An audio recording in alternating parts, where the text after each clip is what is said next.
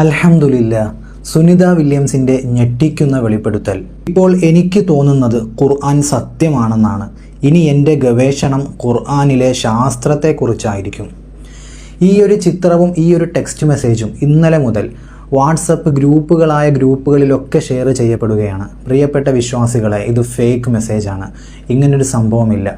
ഇസ്ലാമിൻ്റെ ശത്രുക്കളും യുക്തിവാദികളും നാസ്തികരും മുസ്ലിങ്ങളെയും ഇസ്ലാമിനെയും പരിഹസിക്കാൻ വേണ്ടിയാണ് ഇത്തരത്തിലുള്ള വ്യാജ പ്രചരണങ്ങൾ നടത്തുന്നത്.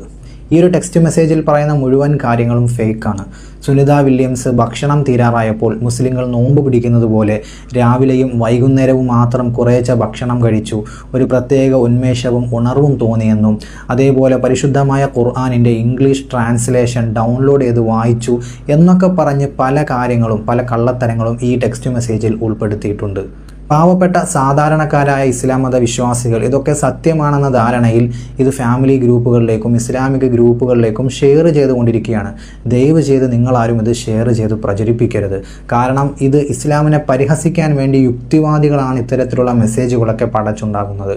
പണ്ട് നീൽ ആംസ്ട്രോങ് ചന്ദ്രനിൽ പോയപ്പോൾ ചന്ദ്രനിൽ നിന്ന് ഭൂമിയിലേക്ക് നോക്കിയപ്പോൾ 2 സ്ഥലങ്ങൾ പ്രകാശിക്കുന്നതായിട്ട് കണ്ടെന്നും അത് മക്കയും മദീനയുമാണെന്നും അതേപോലെ ചന്ദ്രനിൽ വെച്ച് ബാങ്ക് വിളി നീൽ ആംസ്ട്രോങ് കേട്ടെന്നും അങ്ങനെയൊക്കെയുള്ള പല വ്യാജ പ്രചരണങ്ങളും മുമ്പ് കാലത്തെ ഇവിടെ യുക്തിവാദികളും മറ്റുള്ളവരും പ്രചരിപ്പിച്ചുകൊണ്ടിരിക്കുന്നുണ്ട്.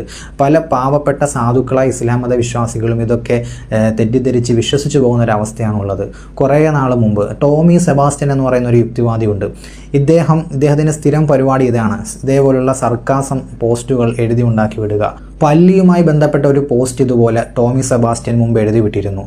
ഇത് കിട്ടിയ പാടെ വാട്സപ്പ് ഗ്രൂപ്പുകളിലും ഇസ്ലാമിക ഗ്രൂപ്പുകളിലുമൊക്കെ ഇവരുടെ ഫേക്ക് ഐഡികൾ, ഫേസ്ബുക്ക് ഇസ്ലാമിക് ഗ്രൂപ്പുകളിലൊക്കെ ഫേക്ക് ഐഡികളിലുള്ള പല നാസ്തികരും ഇതുകൊണ്ട് പോസ്റ്റ് ചെയ്യും. പാവപ്പെട്ട ഇസ്ലാം മത വിശ്വാസികൾ ഇതൊക്കെ സത്യമാണെന്ന് കരുതിക്കൊണ്ട് ഷെയർ ചെയ്യും. അന്നുള്ള കോണ്ടന്റുകൾക്ക് വക കിട്ടാൻ വേണ്ടി കാത്തിരിക്കുന്ന യൂട്യൂബേഴ്സും ഇൻസ്റ്റഗ്രാം ഇൻഫ്ലുവൻസേഴ്സും ഒക്കെ ഇതൊക്കെ സത്യമാണെന്ന രൂപത്തിൽ യാതൊരു തരത്തിലും റെഫർ ചെയ്യാതെ, അതൊന്നും ഫാക്ട് ചെക്ക് പോലും ചെയ്യാതെ വീഡിയോ ചെയ്ത് ആകെ നാണക്കേടിലായ അവസ്ഥ വരെ ഉണ്ടായിട്ടുണ്ട്.